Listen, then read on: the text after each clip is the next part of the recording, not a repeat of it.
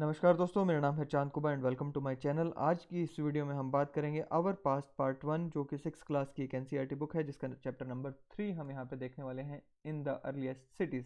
अब देखिए, इससे पहले हम ऑलरेडी स्टोन एज की बात कर चुके हैं। चैप्टर नंबर 2 के बारे में हमने जब देखा था, तो हमने देखा था कि कि स्टोन एज को हमने 3 पार्ट्स में डिवाइड किया था। पैलियोलिथिक, मेसोलिथिक एंड नियोलिथिक, ये 3 स्टोन एजेस को हम ऑलरेडी देख चुके हैं।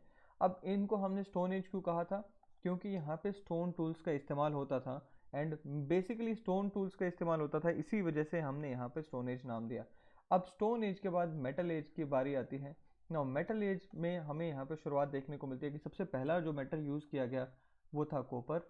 कॉपर के बाद हमने देखा कि यहाँ पे ब्रॉन्ज मेटल का इस्तेमाल होता हुआ हमें दिखाई देता है ना।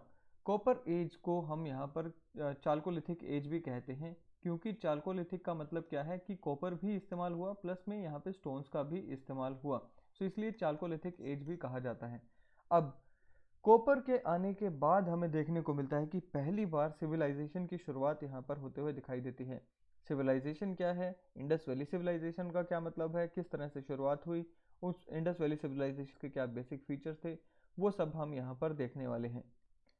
देखिए, जब एक सोसाइटी की social, cultural, political, economic and organizational level की जो डेवलपमेंट है वो पीक पर पहुंच जाए, तो वो सिविलाइजेशन बन जाती है, एक सभ्यता का रूप ले लेती है। भारत में या इंडियन सब कॉन्टिनेंट में पहली बार हमें जो सिविलाइजेशन आते हुए दिखाई देती है, जो हड़प्पन सिविलाइजेशन जिसको कहा जाता है, या इंडस वैली सिविलाइजेशन कहा जाता है ना। हड़प्पन सिविलाइजेशन क्यों कहा जाता है? तो हड़प्पन सिविलाइजेशन इसलिए कहा जाता था क्योंकि हड़प्पा पहली ऐसी साइट थी जहाँ पर हमें इस सिविलाइजेशन के साइंस मिले थे, इस सिविलाइजेशन के बारे में हमें जानने को मिला था। सो इसलिए हमने जो पहली साइट से ही हमने वो नाम ड्राइव कर दिया था। देखिए, आज से लगभग 150 ईयर्स अगो, आज से लगभग 150 साल पहले, जब जो ब्रिटिश इंजीनियर्स थे वो रेलवे लाइन का काम कर रहे थे, तो आज का जो पाकिस्तान का पंजाब है वहाँ पर एक साइट पे, जहाँ पे हड़प्पा जिसको कहा जाता है, बेसिकली उन्हें एक माउंट दिखाई दिया। उस माउंट को उन्होंने रेलवे लाइन बिछाने के लिए जब वहाँ से मिट्टी हटाई, तो उन्हें वहाँ पर बहुत सारी पुरानी बिल्डिंग्स बनी हुई नज़र आई। अब उन्हें आइडिया नहीं था कि वो बिल्डिंग्स क्या है। उन्होंने बेसिकली उन बिल्डिंग्स में देखा कि बहुत सारी बढ़िया क्वालिटी की, उम्दा क्वालिटी की जो ब्रिक्स हैं, highly baked bricks, high quality bricks, उनको उन्होंने देखा। तो उन्होंने सोचा कि ये ब्रिक्स तो हैं, यहाँ पे अनक्लेम्ड ब्रिक्स हैं, अनक्लेम्ड बिल्डिंग्स हैं। उन्होंने उन बिल्डिंग्स में से उन ब्रिक्स को, उन ईंटों को उखाड़ा और उन्हें रेलवे लाइन के बिछाने के लिए इस्तेमाल कर लिया। उन्हें आइडिया ही नहीं था कि वो किस चीज़ को देख रहे हैं। आज से लगभग 80 साल पहले, यानी कि उस समय के लगभग 70 साल बाद, आर्कियोलॉजिस्ट को वो साइट दोबारा मिलती है एंड देन दे रियलाइज्ड कि यहाँ पर क्या था, और उन्हें पता चलता है कि एक बहुत बड़ी सभ्यता की यहाँ पर शुरुआत हमें देखने को मिलती है, या एक बहुत बड़ी सभ्यता की एक साइट हमें देखने को मिलती है, जिसे उन्होंने नाम दिया हड़प्पन सिविलाइजेशन। ये जो सभ्यता है, आज से लगभग 4700 ईयर्स हो गए, यानी 4700 साल पहले उसकी शुरुआत हुई होगी, उसकी डेवलपमेंट वहाँ हुई हुई थी ना। What was special about these cities? देखिए, जब हम इन सिटीज़ को देखते हैं, हमें देखने को मिलता है कि ये जो सिटीज़ हैं, हड़प्पन टाउन्स जो हैं, ये बेसिकली दो पार्ट्स में हमें डिवाइडेड देखने को मिलते हैं। दो या दो से अधिक पार्ट्स में भी कई जगह पे हमें देखने को मिले हैं। बेसिकली ये दो पार्ट्स में हमें डिवाइडेड देखने को मिलते हैं। वेस्ट वाला जो पार्ट होता था वो कंपैरेटिवली स्मॉलर इन साइज, छोटा होता था, but it was at a higher platform. वो थोड़ा उभरे हुए प्लेटफॉर्म पे होता था। उस उभरे हुए या उठे हुए प्लेटफॉर्म को हम सिटाडेल बोलते हैं। था ईस्ट वाला जो पार्ट होता था वो जनरली लोअर टाउन उसको कहा जाता है। एंड वो जो लोअर टाउन होता है, वहाँ पर हमें देखने को मिलता है कि वहाँ पर जो है कई सारी बिल्डिंग्स, जो आम जनता का जो घर है, कॉमन पब्लिक के जो घर हैं, वो हमें वहाँ पे देखने को मिलते हैं। अब यहाँ पर हमें दोनों ही जगहों पर, चाहे वो वेस्ट है चाहे वो ईस्ट है, दोनों ही जगहों पर एंड खास करके वेस्ट में हमें फोर्टिफिकेशन देखने को मिलती है। वेल बेक्ड ब्रिक्स, यानी कि पूरी पकी हुई जो ईंटें होती हैं, उनकी फोर्टिफिकेशन देखने को मिलती है। ईस्ट में हमें कई जगह पर फोर्टिफिकेशन नहीं भी देखने को मिलती है, लेकिन वेस्ट में डेफिनेटली हमें फोर्टिफिकेशन देखने को मिली है। राइट नाउ, ये जो फोर्टिफिकेशन करने के लिए जो दीवारों के लिए ईंटें लगाई जाती थी, इनको पहले बेक किया जाता था एंड इतनी बढ़िया क्वालिटी की ये ईंटें थी कि ये हज़ारों साल चल जाती हैं। राइट नाउ, इन ईंटों को, इन ब्रिक्स को हमें देखने को मिलता है कि इंटरलॉकिंग पैटर्न में यहाँ पर यूज़ किया गया था। इंटरलॉकिंग पैटर्न से बेसिकली होता क्या है? इंटरलॉकिंग पैटर्न से यहाँ पर इन दीवारों को स्ट्रेंथ मिलती है, इन दीवारों को स्ट्रेंथ मिलती है। सो इस तरह से आप देख पा रहे हैं इंटरलॉकिंग पैटर्न में इन ब्रिक्स को यूज़ किया गया था एंड इस वजह से ये जो दीवारें हैं काफ़ी स्ट्रॉन्ग नेचर के हमें देखने को मिलती हैं। In some cities special buildings were constructed on the citadel. जैसे कि हम अभी डिस्कस कर रहे थे कि ये जो सिटाडेल है उसमें हमें बहुत सारी स्पेशल बिल्डिंग्स देखने को मिलती हैं। ये जो बिल्डिंग्स हैं ये जैसे कि स्पेशल टैंक, राइट, जो कि मोहनजोदारो में हमें देखने को मिला है। आर्कियोलॉजिस्ट ने इन्होंने क्या कहा है, आर्कियोलॉजिस्ट ने इस टैंक को कहा है ग्रेट बाथ। अब ये जो ग्रेट बाथ है बेसिकली इसके कुछ फीचर्स हमें यहाँ पे बताए गए हैं। इस ग्रेट बाथ में बेसिकली जो फर्स्ट फीचर यहाँ पे बताया गया है that this was lined with bricks coated with plaster and made water tight with a layer of natural tar. आपको मैं यहाँ पर इसकी फ़ोटो दिखाना चाहूँगा। आप यहाँ पर ये जो ग्रेट बाथ की फ़ोटो देख पा रहे हैं, बेसिकली ये जो पूरा आप एरिया देख पा रहे हैं ये ग्रेट बाथ का एरिया है। आप सरफेस पर यहाँ पर एक ब्रिक्स की लेयर देखते हैं, उसके ऊपर एक प्लास्टर की लेयर चिपकाई जाती है, एक प्लास्टर की लेयर जो है लगाई जाती है एंड उसके ऊपर भी एक नेचुरल तार की लेयर लगाई जाती है। ना इसके अलावा हमें देखने को मिलता है कि दोनों तरफ जो है स्टेयर्स हैं जिनके थ्रू हम इस ग्रेट बाथ में नीचे जा सकते हैं। इसके अलावा एक जो फीचर हमें यहाँ पर देखने को मिलता है कि ग्रेट बाथ के चारों ओर हमें कई सारे रूम्स देखने को मिलते हैं। हालांकि आज वो रूम्स नहीं है लेकिन उन रूम्स की जो फाउंडेशंस हैं या उन रूम्स की जो वॉल्स हैं वो हमें देखने को मिलती हैं और ये अंदाज़ा लगाया जाता है कि ये जो रूम्स रहे होंगे इनको यूज़ किया जाता था for changing purposes, right. So ये है ग्रेट बाथ। इसके अलावा भी हमें जो सिटाडेल है वहाँ पे और कई सारी बिल्डिंग्स देखने को मिलती हैं एंड उसी में से एक जो बिल्डिंग है ग्रेनरीज, जो ग्रेट ग्रेनरीज कही जाती हैं जहाँ पर फूड को स्टोर किया जाता था। ग्रेट बाथ की अगर हम एक और बात यहाँ पर डिस्कस करें तो हमें देखने को मिलता है, हमारे जो आर्कियोलॉजिस्ट हैं वो आइडिया लगाते हैं बेसिकली कि ये जो ग्रेट बाथ रहता होगा इसको इम्पोर्टेंट पीपल यूज़ करते होंगे, उस समय के जो खास आदमी होंगे या खास उस समय के जो लोग होंगे वो इसको इस्तेमाल करते होंगे। किस लिए इसको इस्तेमाल करते थे?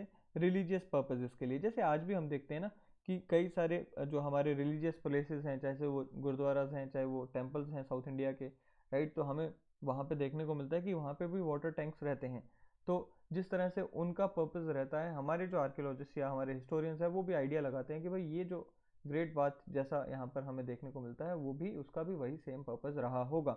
इसके अलावा जो हमें कई सारी सिटीज़ में यहाँ पर जैसे कालीबंगा या लोथल, जो आप ये देख पा रहे हैं राजस्थान में कालीबंगा एंड गुजरात में लोथल, यहाँ पर हमें फायर ऑल्टर्स देखने को मिलते हैं जिसको हम हवन कुंड भी कहते हैं और आइडिया लगाया गया कि यहाँ पर सेक्रीफाइसेस परफॉर्म किए जाते होंगे। इसी के साथ साथ हमें यहाँ पर cities like Mohenjodaro, Harappa and Lothal में हमें इलेबोरेट स्टोर हाउसेस भी देखने को मिलते हैं जहाँ पर जिन्हें ग्रेनरीज कहा जाता है, एंड उन ग्रेनरीज में हमने अंदाज़ा लगाया कि उन ग्रेनरीज में यहाँ पर डेफिनेटली स्टोर किया जाता होगा अनाज को। ठीक, सो ये जो ग्रेनरीज थी बेसिकली जैसे इन ग्रेनरीज को हाई प्लेटफॉर्म पर बनाया जाता था एंड इन प्लेटफॉर्म्स के ऊपर जो है अनाज को स्टोर किया जाता था, राइट। सो लाइक दैट यहाँ पर हमें देखने को मिलता है कि प्लेटफॉर्म्स, रेज प्लेटफॉर्म्स, उन पर जो है स्टोर किया जाता था अनाज को। नाउ मूविंग फॉरवर्ड हमें यहाँ पे कई और बातें बताई गई हैं। First is houses, drains and streets. सबसे पहले तो मैं आपको यहाँ पे सिटी पैटर्न की एक और इन्फॉर्मेशन दे दूँ, वो ये कि जो सिटी थी it was divided by straight roads and ये जो स्ट्रेट रोड्स होते थे ये हमें देखने को मिलता है कि 90 डिग्री के एंगल पर ये जो स्ट्रेट रोड्स हैं एक दूसरे को इंटरसेक्ट करते हुए दिखाई देते हैं। दूसरी बात यहाँ पर ये कि ये जो स्ट्रेट रोड्स हैं इनसे भी हमें छोटी छोटी सर्विस लेन्स देखने को मिलती हैं जिन सर्विस लेन्स के साथ घरों को अटैच किया जाता था, राइट। अगर मान लीजिए आपको एक रोड, बड़े रोड पर जाना है तो बड़े रोड पर जाने के लिए आपको एक छोटे रोड से पहले अपने घर से अगर आप निकलते हैं तो छोटे रोड से बड़े रोड पर जा सकते हैं, यानी कि घरों का एक्सपोजर डायरेक्ट इस बड़े रोड पर नहीं था। दूसरी बात यहाँ पर हमें देखने को मिलता है कि यहाँ पर एक बहुत ही उम्दा किस्म का यहाँ पर एक ड्रेनेज सिस्टम हमें देखने को मिलता है। आपको मैं यहाँ पे फ़ोटो दिखा दूँ तो ड्रेनेज सिस्टम की फ़ोटो यहाँ पर दी हुई है जो आप यहाँ पर इस फोटो में देख पा रहे हैं। अब आप देखिए ये जो एक स्ट्रीट है उस स्ट्रीट के नीचे ये जो है आप एक ड्रेनेज सिस्टम देख पा रहे हैं, प्रॉपर ड्रेनेज सिस्टम है एंड उस ड्रेनेज सिस्टम को यहाँ पर आप ये देख पा रहे हैं कवर किया गया है। उस ड्रेनेज सिस्टम को भी यहाँ पर प्रॉपर कवर किया जाता था, राइट। सो अगेन जैसे हमने कहा कि एक बड़े रोड पर जाने के लिए आपको सर्विस लेन से जाना पड़ता था, इसी तरह से मान लीजिए ये एक घर है, इस घर से एक छोटा ड्रेन निकलता है और वो छोटा ड्रेन जो है बड़े ड्रेन के साथ जाकर मिल जाता है। ये मान लीजिए एक रोड है, रोड के नीचे एक बड़ा ड्रेन जा रहा है, रोड के नीचे एक बड़ा ड्रेन जा रहा है, एंड उस बड़े ड्रेन के साथ ये जो छोटा ड्रेन है ये आके मिल जाता है। एंड इस तरह से हमें यहाँ पे एक एफिशिएंट वे ऑफ ड्रेनेज देखने को मिलता है। घरों की बात करें, हाउसेस की बात करें, तो हमें देखने को मिलता है कि जनरली यहाँ के जो घर होते थे वो सिंगल स्टोरी या डबल स्टोरी घर होते थे। एंड यहाँ पर हमें देखने को मिलता है कि इन घरों को एक आंगन में चारों ओर बनाया जाता था, यानी कि एक आंगन होता था घर का, उस आंगन के चारों ओर यहाँ पर या तीनों ओर यहाँ पर हमें रूम्स देखने को मिलते हैं। इसी के साथ साथ एक और एडिड फीचर हमें देखने को मिलता है, वो ये कि यहाँ पर सेपरेट बेदिंग एरिया बनाया जाता था, वॉशरूम यहाँ पे बनाया जाता था। एंड कई घरों में हमें यहाँ पर वाटर वेल्स भी देखने को मिले हैं, जहाँ से पानी को घरों में प्रोवाइड किया जाता था। नाउ यहाँ पर ड्रेन्स की हमने ऑलरेडी बात की, और ड्रेन्स के बारे में यहाँ पे एक और एडिड फीचर मैं आपको बता दूँ कि ये जो ड्रेन्स रहते थे कवर्ड रहते थे, इनके साथ साथ यहाँ पर इंस्पेक्शन होल्स भी रहते थे। इन ड्रेन्स को प्रॉपर इंटरवल ऑफ टाइम पर क्लीन करने के लिए यहाँ पर इंस्पेक्शन होल्स हमें देखने को मिलते हैं, सेसपिट हमें यहाँ पर देखने को मिलते हैं। राइट नाउ एक यहाँ पर जो अंदाज़ा लगाया जा रहा है कि drains, houses and streets were probably planned and built at the same time, क्योंकि जिस तरह से प्रॉपर प्लानिंग करके यहाँ पे बनाया गया है, प्रॉपर प्लानिंग करके यहाँ पे चीज़ों को लेआउट किया गया है, तो ये अंदाज़ा लगाया जाता है कि बिना प्लानिंग के ये पॉसिबल है ही नहीं कि इस तरह के रोड्स, ड्रेन्स और घरों को बनाया जा सके। सो अंदाज़ा ये है कि भाई इनको पहले बनाने से पहले प्रॉपर प्लानिंग होती होगी। जैसे आप देख पाते हैं चंडीगढ़ जो आज का शहर है, एक मॉडर्न शहर है, जैसे वहाँ के केस में हमें देखने को मिलता है कि प्रॉपर प्लानिंग हुई, सेक्टर्स काटे गए, उसके बाद वहाँ पर जो है घरों को बनाने की परमिशन मिली। इसी तरह से हम अभी कोई भी नई कॉलोनी कटते हुए देखते हैं तो वो प्रॉपर जो कॉलोनीज हैं वो इसी पैटर्न पर कटती हैं। इसी तरह से अगर आपको मॉडर्न डे में कोई सिटी का एग्जांपल लेना है तो धोलेरा का आप एग्जांपल ले सकते हैं, जो कि गुजरात में बनाई जा रही है। लाइफ इन द सिटी की अगर बात करें तो यहाँ पर देखिए एक अंदाज़ा लगाया जाता है कि उस समय जो ये शहर होते होंगे ये काफ़ी बिजी प्लेस रहते होंगे, खासकर हड़प्पन सिटी जो है, कोई भी शहर लगा लीजिए, वो जो है काफ़ी बिजी प्लेस रहते होंगे। वहाँ के जो लोग हैं काफ़ी सारे ऑक्यूपेशंस में बिजी रहते होंगे। एंड एक चीज़ जो हमें देखने को मिलती है कि एक इतने बड़े सब कॉन्टिनेंट में जो आप मैप देखते हैं, अभी हमने मैप देखा कि अगर इतने बड़े फैलाव में हमें ये सिविलाइजेशन देखने को मिल रही है, जहाँ पे आप पाकिस्तान में, आज के राजस्थान में, देन उसके बाद सिंध में, उसके बाद यहाँ पर आप गुजरात में, इतना बड़ा अगर फैलाव है, तो ये जो सिटीज़ हैं डेफिनेटली ये एक सेंट्रलाइज्ड प्लानिंग के तहत ये पूरी की पूरी सिविलाइजेशन बसाई गई होगी, बिकॉज विदाउट सेंट्रलाइज्ड प्लानिंग ये पॉसिबल नहीं है। एंड दूसरी बात, यहाँ पर सेंट्रलाइज्ड प्लानिंग होगी तो डेफिनेटली एक सेंट्रल अथॉरिटी भी रही होगी, there must be some rulers which were those who were ruling this proper civilisation, right. So ये अंदाज़ा लगाया जा रहा है। दूसरा ये बात का अंदाज़ा लगाया जाता है क्योंकि हमें वहाँ पर बहुत सारे ऐसी ऑर्नामेंट्स मिले हैं, ऐसे मेटल के पीसेस मिले हैं, प्रेशियस स्टोन्स मिले हैं, जो कि आसपास के एरियाज़ में अवेलेबल नहीं है, राइट। सो यहाँ पर अंदाज़ा ये भी लगाया जाता है कि डेफिनेटली वो जो रूलर्स होंगे वो अपने लोगों को दूर दराज के एरियाज़ में भेजते होंगे, एंड उन लोगों से ये जितने भी प्रेशियस मेटल्स हैं, चाहे वो स्टोन्स हैं, इन सबको मंगवाते होंगे। खास करके हमें यहाँ पर कई सारी वैल्यूएबल आइटम्स मिली हैं, जो कि गोल्ड एंड सिल्वर की ज्वेलरी है, राइट। तो ऐसा अंदाज़ा लगाया जाता है कि हर कोई ये अफोर्ड नहीं कर पाता था, क्योंकि बहुत कम मात्रा में वो हमें मिली है। तो डेफिनेटली जो रिच क्लास होगी या जो पावरफुल क्लास होगी, जैसे कि रूलर्स, वो अपने लिए इस ज्वेलरी को यूज़ करते होंगे। इसी के साथ साथ हमें यहाँ पर क्योंकि हमने देखा कि हड़प्पन लोगों की एक स्क्रिप्ट रही है, हालांकि उस स्क्रिप्ट को हम डेसिफर नहीं कर पाए हैं, यानी कि उस स्क्रिप्ट को हम पढ़ नहीं पाए हैं, बट डेफिनेटली वहाँ पर उनकी एक लिपि थी, एक राइटिंग का स्टाइल था ना। वहाँ पर क्योंकि लिपि थी, वहाँ पर क्योंकि स्क्रिप्ट थी, तो डेफिनेटली उस स्क्रिप्ट को लिखने वाले स्क्राइब्स भी रहे होंगे, उस स्क्रिप्ट को लिखने वाले लोग भी रहे होंगे, जो कि उस समय के पढ़े लिखे लिटरेट लोग होंगे, जो कि यहाँ पर जिनको एम्प्लॉय किया जाता होगा कि उन्हें ये स्क्रिप्ट लिखनी होती थी। नाउ उन्होंने सील्स को प्रिपेयर किया, सील्स और बाकी जो मटेरियल्स थे उन पर उन्होंने स्क्रिप्ट्स लिखी, एंड वो आज तक सब जो है सरवाइव कर रही हैं। Besides this There were men and women craftsperson making all kind of things either in their own homes or in special workshops. Friends, I got a chance to visit a Harappan Valley civilization site called Kunal in Haryana. तो वहाँ पर जब मैं वहाँ पे गया तो definitely एक चीज़ तो मुझे समझ आई कि वहाँ पर उस समय के जो आर्कियोलॉजिस्ट वहाँ पे जो काम कर रहे थे, तो उन्होंने क्या किया, एक ऐसी साइट वहाँ पे ढूंढी थी जहाँ पे बहुत सारे जो क्राफ्ट्स थे, जो बहुत सारे ऑर्नामेंट्स वगैरह थे, वो एक ही जगह पर मिल रहे थे. तो जब डिस्कशन हुई तो समझ आया कि वो जो ऑर्नामेंट है, क्योंकि एक ही जगह पर मिल रहे हैं, तो उन्होंने कहा कि यार ये डेफिनेटली एक फैक्ट्री काइंड ऑफ जगह रही होगी जहाँ पर ये ऑर्नामेंट्स बनाए जा रहे थे. राइट. सो डेफिनेटली जो लोग थे वहाँ पर जो है इन क्राफ्ट्स को बनाते थे, और वो अपने घरों में भी बनाते होंगे या फिर कोई स्पेशल वर्कशॉप्स में भी वो बनाते होंगे. Right. People were travelling distant lands and returning with raw materials perhaps stories. Right. No, इसके अलावा हमें वहाँ पर बहुत सारे टेराकोटा के टॉयज़ भी देखने को मिलते हैं, जो मिट्टी के टॉयज़ हमें वहाँ पे देखने को मिले हैं. एंड डेफिनेटली ये जो चिल्ड्रन हैं, जो बच्चे थे, उनका ये बहुत बढ़िया टाइम पास रहे होंगे, खेलने का खिलौने वहाँ पर रहे होंगे. ये आप जो देख पा रहे हैं अपनी स्क्रीन पर, ये एक सील का एग्जाम्पल आप देख पा रहे हैं. ये सील पर आप देख पा रहे हैं कि एक एनिमल फिगर भी बनाया गया है, उसके साथ साथ ये राइटिंग भी करने की कोशिश की गई है. And it is the example of earliest writing in Indian सब कॉन्टिनेंट. हमारे जो अभी हिस्टोरियंस हैं इसको पढ़ नहीं पाए हैं, इसको समझ नहीं पाए हैं, बट अगेन हमें ये बहुत सारे भरपूर मात्रा में हमें ये हड़प्पन सिविलाइजेशन से देखने को मिलते हैं. New crafts in the city. New crafts in the city. देखिए, हमें हड़प्पन सिविलाइजेशन से जुड़े हुए या इंडस वैली सिविलाइजेशन से जुड़े हुए बहुत सारे ऑब्जेक्ट्स एविडेंस के रूप में हमें मिले हैं, और उनमें से जो हमारे जो आर्कियोलॉजिस्ट को जो चीज़ें मिली हैं, उनमें से बहुत सारी चीज़ें स्टोन, शेल, मेटल की बनी हुई देखने को मिलती हैं. उसमें भी कॉपर और ब्रोंज का बहुत ज़्यादा यूज़ हमें देखने को मिला है.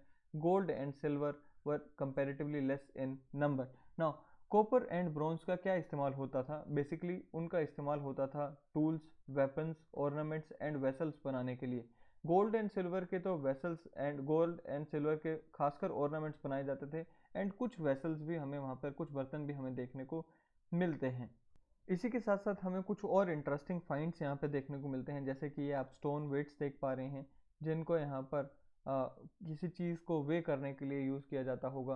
किसी चीज़ का वज़न जो है वो मेजर करने के लिए हमें ये यूज़ में आते होंगे. डेफिनेटली यहाँ पर और भी चीज़ें हमें देखने को मिली हैं, जैसे कि आप यहाँ पे देख पा रहे हैं बीड्स देखने को मिले हैं. ये जो beads see, these were made of carnelian, a beautiful red stone को उन्होंने काट कर, शेप देकर, पॉलिश करके इन बीड्स को बनाया. एंड ये जो आप देख पा रहे हैं, these were nothing but stone blades. Right. So बहुत सारे ऑब्जेक्ट्स हमें वहाँ पर देखने को मिले हैं. हड़प्पन पोट्री की अगर हम बात करें, हड़प्पा के जो लोग थे वो मिट्टी के जो बर्तन बनाते थे, उसको हम जो है RBW कहते हैं. RBW मतलब रेड एंड ब्लैक वेयर. अब बेसिकली इसमें होता क्या था, इसमें रेड कलर का बैकग्राउंड रहता था. एक मिट्टी का बर्तन, उसका रेड कलर का बैकग्राउंड है, और रेड कलर के बैकग्राउंड पर ब्लैक कलर से वहाँ पर जो है अलग अलग वहाँ पर डिज़ाइन बनाए जाते थे. ब्लैक कलर से वहाँ पर अलग अलग उस पोट्री पे या उस मिट्टी के बर्तन पर डिज़ाइन बनाए जाते थे.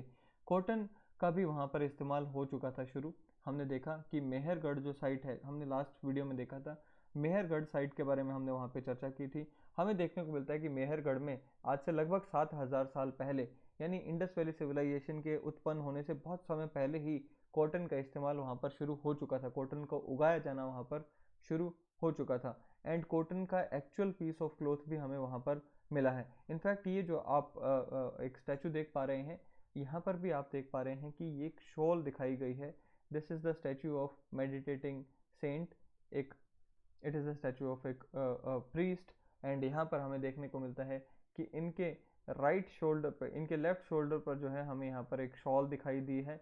और ये जो शॉल है, बेसिकली हमने अंदाज़ा लगाया है कि it was an embroidered garment and it was definitely made of cotton only.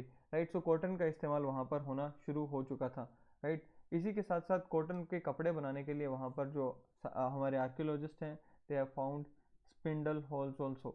अब ये जो आप अपनी स्क्रीन पे देख पा रहे हैं, ये है स्पिंडल वॉल, जिसको है धागा बनाने के लिए काम में लाया जाता था. स्पिंडल वॉल जिसको धागा बनाने के लिए काम में लगाया जाता था. ना यहाँ पे तो ये जो आप देख पा रहे हैं डिवाइस, ये लकड़ी का बना हुआ है, लेकिन उस समय जो है ये लकड़ी का नहीं बना होता था. उस समय ये जो स्पिंडल वॉल था, ये टेराकोटा का बना होता था एंड फाइनेंस का बना होता ना. अब ये है क्या? ठीक है, फाइनेंस इज अ क्ले जैसा एक जो है सब्सटेंस होता है, जैसे क्ले होती है वैसा ही ये होता है। बेसिकली इसको आर्टिफिशियली प्रोड्यूस किया जाता है। कैसे प्रोड्यूस किया जाता है? A gum was use to shape sand और powdered quartz into an object. Now gum and powdered quartz या फिर सैंड को दोनों को मिक्स करके एक क्ले बना लिया जाता था, क्ले जैसा कुछ बना लिया जाता था, एंड उसके बाद उससे ऑब्जेक्ट बना दिए जाते थे, and then objects were glazed resulting in shiny glassy surface. So इसको बोलते हैं फाइनेंस, राइट। सो फाइनेंस के बाद हम आगे बढ़ते हैं, स्पिंडल वॉल्स के बाद हम आगे बढ़ते हैं, and we see that many of the things that were produced were probably the work of specialists। Definitely specialist का काम रही होंगी। क्यों? क्योंकि वहाँ के जो सामान में हमें, वहाँ के जो चीज़ों में हमें जो चीज़ें मिल रही हैं उनमें जो शाइन है, उनमें जो एक कटिंग का तरीका है वो बहुत ही शानदार है, और वो जो हमें देखने को मिलता है नॉर्मली वो नहीं देखने को मिल सकता। अब आप एक बार फिर से इस इमेज को देखिए, इस इमेज को देखें, एंड इसमें आप देखें कि कितनी शानदार तरीके से इनके फेस को जो है कट किया गया है, कार्व किया गया है और पॉलिश किया गया है। तो डेफिनेटली यहाँ पर हमने जो अंदाज़ा लगाया वो ये कि यहाँ पर ये जो चीज़ें करने के लिए, खासकर कटिंग के लिए, पॉलिशिंग के लिए, या पॉलिशिंग ऑफ बीड्स के लिए, कार्विंग ऑफ सील्स के लिए, इनके लिए स्पेशलिस्ट रहे होंगे। क्योंकि हर व्यक्ति के बस की बात ये नहीं, हर व्यक्ति ये जो है ये काम नहीं कर सकता। देखिए, बहुत सारे ऐसे रॉ मटेरियल्स हैं जो कि हमें पता है कि वहाँ पर अवेलेबल नहीं हो सकते ड्यू टू जियोग्राफिकल फैक्टर्स। तो हमें ये आइडिया लगाया गया कि ये जो जैसे आइटम्स हैं, जैसे कॉपर है, टिन है, गोल्ड, सिल्वर, प्रेशियस स्टोन्स, क्योंकि ये वहाँ पर अवेलेबल, लोकली अवेलेबल मटेरियल नहीं है, तो इन्हें दूर दराज के जो एरिया से वहाँ से लेकर आया जाता होगा, राइट। सो यहाँ पे बताया जाता है कि Harappans probably got copper from present day Rajasthan, वहाँ पे हमें पता है खेतड़ी माइंस हैं, and even from Oman in the West Asia. Tin, which was mixed with copper to produce bronze, must have been brought from present day Afghanistan and Iran. Gold की अगर बात करें तो उस समय हो सकता है कि वो कर्नाटका से लेकर आते हों, और प्रेशर स्टोन्स की अगर हम बात करें तो वो हमें गुजरात, ईरान एंड अफगानिस्तान से आते हुए दिखाई देते हैं, राइट। सो ये एक अंदाज़ा लगाया जा रहा है कि डेफिनेटली वहाँ पर जो चीज़ें अवेलेबल नहीं थी वो कहीं से तो आती थी, एंड वो कहाँ से आती होंगी? जो नियरेस्ट अवेलेबल रिसोर्सेज रहे होंगे वो यही थे जो हमने अभी पढ़े। अब आप यहाँ पर एक खिलौने के शेप में एक कार्ड को देख पा रहे हैं, एक मॉडल की शेप में एक कार्ड को देख पा रहे हैं। तो हमने वहाँ पर जो उस समय के जो ट्रांसपोर्ट के माध्यम रहे होंगे, जो ट्रांसपोर्ट के जो मीडियम्स रहे होंगे वो तो नहीं देखे हैं, लेकिन इस कार्ड को देखकर हमने अंदाज़ा लगाया क्या कि उस समय कार्ड्स यूज़ होती होंगी सामान को ऑन ग्राउंड एक जगह से दूसरी जगह लेकर जाने के लिए। इसी तरह से आप इस इलस्ट्रेशन में देख पा रहे हैं कि एक नाव दिखाने की कोशिश की है। सो वाटर ट्रांसपोर्ट के लिए हमने अंदाज़ा लगाया कि नाव उस समय इस्तेमाल में लाई जाती होंगी। अब अर्बनाइजेशन जो है वो रूरल एरियाज़ के सिर पर ही हो सकती है। रूरल एरियाज़ की सपोर्ट के बिना अर्बनाइजेशन पॉसिबल नहीं है। क्यों? क्योंकि अर्बन एरियाज़ में मैक्सिमम जो काम है नॉन एग्रीकल्चरल एक्टिविटीज़ हो रही होती हैं। खाने का जो प्रबंध है वो साथ के रूरल एरियाज से होता है। सेम यहाँ पर भी हमें देखने को मिलता है कि जो ये अर्बन सिटीज़ थी, जो हमारी हड़प्पन सिटीज़ थी, उनको जो खाने का जो प्रबंध था उनका, वो आसपास के जो एरियाज़ हैं, कंट्री साइड एरियाज से वहाँ से आता होगा, राइट। वहाँ के जो आसपास के जो गांव के जो फार्मर्स होते थे वो क्रॉप्स को उगाते थे एंड एनिमल्स को रियर करते थे, and these farmers and herders supply food to craft persons, scribes and rulers in the city. और जो हमें प्लांट्स के अवशेष हमें वहाँ से देखने को मिले हैं, हमने अंदाज़ा लगाया कि उस समय wheat, barley, pulses, peas, rice, sesame, linseed and mustard, इन सभी क्रॉप्स की वहाँ पर खेती होती होगी। एक और बात यहाँ पर जो हमें इंटरेस्टिंग फैक्ट जो चीज़ देखने को मिलती है वो ये एक प्लो का एक मॉडल हमें देखने को मिलता है, a toy plough, right. Today in many farming communities only men use the plow. We do not know whether the Hadappans followed such customs or not. Now ये जो प्लो का आपको मॉडल देखने को मिला है, एक हल का मॉडल देखने को मिला है, तो हमने अंदाज़ा लगाया कि असल हल देखने को नहीं मिला, बट अगर इसका मॉडल देखने को मिला तो definitely it was inspired from a real plough. और क्योंकि इस रीजन में ज़्यादा रेनफॉल नहीं होता था, ज़्यादा बारिश नहीं होती थी, तो हमने एक और अंदाज़ा लगाया कि उस समय के जो रूलर्स थे उन्होंने यहाँ पर इरिगेशन फैसिलिटी का भी इंतज़ाम किया होगा। This means that water was stored and supplied to the fields when the plants were growing. अब वहाँ पर पशुपालन भी हो रहा था, एनिमल रियरिंग की एक्टिविटीज़ जो हैं वो भी कैरी आउट की जा रही थी। हमें देखने को मिलता है कैटल, शीप, गोट, बफलोज, ये सब जो एनिमल्स को उस समय के जो लोग हैं वो पशुपालन करते थे। एंड क्योंकि आसपास के जो एरियाज़ थे वहाँ पर काफ़ी सारा पानी अवेलेबल रहता था और काफ़ी सारे पेस्चर लैंड्स अवेलेबल रहते थे, तो इसलिए ये जो एक्टिविटी है इसे कैरी आउट करने में कोई ज़्यादा दिक्कत नहीं आती थी। And what kind of fruits were available in these areas? They also collected fruits like bear, and they caught fish, hunted wild animals like antelope for their personal use. अब बात की गई है हड़प्पन सिटी की जिसका नाम है धोलावीरा। एक हड़प्पन सिविलाइजेशन की एक सिटी जिसका नाम है धोलावीरा। ये जो हड़प्पन टाउन जो कि धोलावीरा है ये गुजरात में हमें देखने को मिलता है। गुजरात का एक एरिया है खादर बेट में जो कि रण ऑफ कच्छ में है, वहाँ पर हमें धोलावीरा देखने को मिलता है।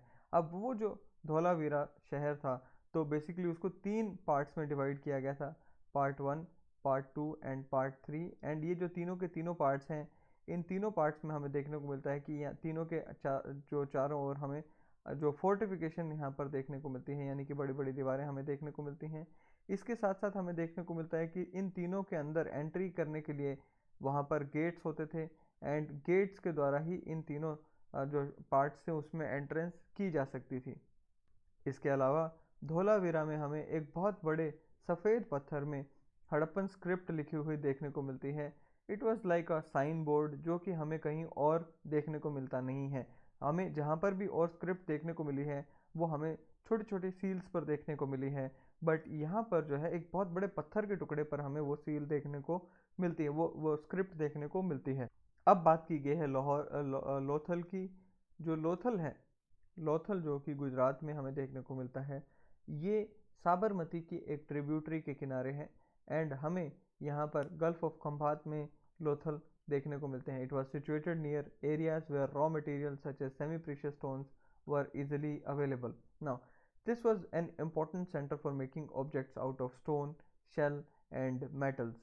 इसी के साथ साथ हमें देखने को मिलता है यहाँ पे एक बहुत बड़ा स्टोर हाउस था एंड उस स्टोर हाउस में हमें सील्स एंड सीलिंग्स देखने को मिलती हैं। ये जो आप फोटो देख पा रहे हैं, ऐसा अंदाज़ा लगाया जाता है कि ये एक बहुत बड़ा डॉक यार्ड था जहाँ पर दूर दराज से जो शिप्स एंड बोट्स आते थे वो इसमें आते थे और यहाँ पर गुड्स को या जो सामान है उसको लोड किया जाता था एंड अनलोड किया जाता था।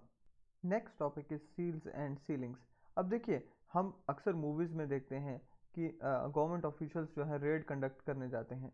रेड कंडक्ट जब करते हैं तो वो एक ताला दिखाया जाता है। मान लीजिए किसी शॉप को हमें रेड कंडक्ट करनी है और ताला लगाया जाता है, उसके ऊपर एक कपड़ा लपेटा जाता है, उसके ऊपर एक रेड वैक्स लगाकर उसके ऊपर एक स्टैम्प मार दी जाती है, एक स्टैम्प मार दी जाती है, राइट, समथिंग लाइक दैट। आपको मैं स्क्रीन पे दिखाता हूँ, समथिंग लाइक दिस। यहाँ पर हमें ये चीज़ देखने को मिलती है। नाउ इसे बोला जाता है, ये जो आप यहाँ पर देख पा रहे हैं, basically this is called seal. इसको कहा जाता है सील। और ये जो इम्प्रेशन यहाँ पर छोड़ा जा रहा है इसे कहा जा रहा है सीलिंग, इसे कहा जा रहा है सीलिंग। यही सेम हमें देखने को मिलता है कि उस समय के जो लोग थे वो सील्स का इस्तेमाल करते थे। These may have been used to stamp bags and packets containing goods that were sent from one place to another, so that एक सिक्योरिटी रहे कि उस पैकेट को रास्ते में किसी ने खोला नहीं। After the bag was closed or tied, a layer of wet clay was applied on the note and the seal was pressed on it. The impression of the seal is known as sealing, and if the sealing was intact, one could be sure that the goods had arrived safely. Around 3900 years ago, Harappan civilization जो है या Indus valley civilisation जो है वो decline होनी शुरू हो जाती है।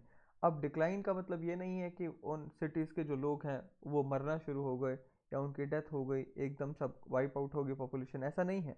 इसका मतलब ये है कि जो लोग थे उन्होंने अब जो है शहरों को छोड़ दिया एंड शहरों से लोग जो है गाँव की तरफ चले गए। लोगों ने राइटिंग का, सील्स का या वेट्स का इस्तेमाल करना ख़त्म कर दिया।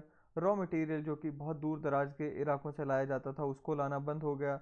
एंड मोहनजोदारो में तो हमें देखने को मिलता है कि जो सड़कें हैं या जो रोड हैं उस पर गार्बेज के ढेर लगने शुरू हो गए। ड्रेनेज सिस्टम जो है वो ब्लॉक हो गया and new and less impressive houses were built. New and less impressive houses were built even over the streets. Now इस सब का कारण क्या रहा होगा, राइट? कोई एक कारण नहीं हो सकता, इवन हिस्टोरियंस जो हैं वो इस पर क्लियर नहीं है, but some scholars suggest that rivers dried up, others suggest कि वहाँ पर डिफॉरेस्टेशन हुई जिसके कारण क्लाइमेट चेंज हुआ एंड बहुत सारे और इवेंट्स हुए होंगे. This could have happened because fuel was required for baking bricks and for smelting copper, or beside grazing of large herds of cattle, sheep coat may have destroyed green cover. And इसके अलावा कुछ लोग जो हैं वो कहते हैं कि वहाँ पे फ्लड्स आए होंगे, but none of these reasons can explain the end of all the cities. Flooding और river drying up would have had an effect on only on some areas. So कोई ना कोई ऐसे कारण रहे होंगे जो कि सब जगह तो एक ही कारण अवेलेबल, एक ही कारण वहाँ पे नहीं हो सकता. It appears that rulers lost control. In any case, the effect of changes are quite clear. Sites in Sindh and West Punjab are abandoned, while many other people moved into newer and smaller settlements to east and south. अब इसके बाद जब दोबारा new urbanisation की stage हमें देखने को मिलेगी, वो हड़प्पन सिविलाइजेशन या इंडस वैली सिविलाइजेशन के ख़त्म होने के 1400 साल बाद हमें सेकंड अर्बनाइजेशन इंडिया में देखने को मिलती है. सेकंड अर्बनाइजेशन जब एज ऑफ महाजनपदास इंडियन सब कॉन्टिनेंट में हम पढ़ेंगे. सो आई होप कि ये जो चैप्टर है आपको समझ आया होगा, एंड अगली वीडियो में फिर एक बार मिलेंगे. Till then take care, thank you, bye bye.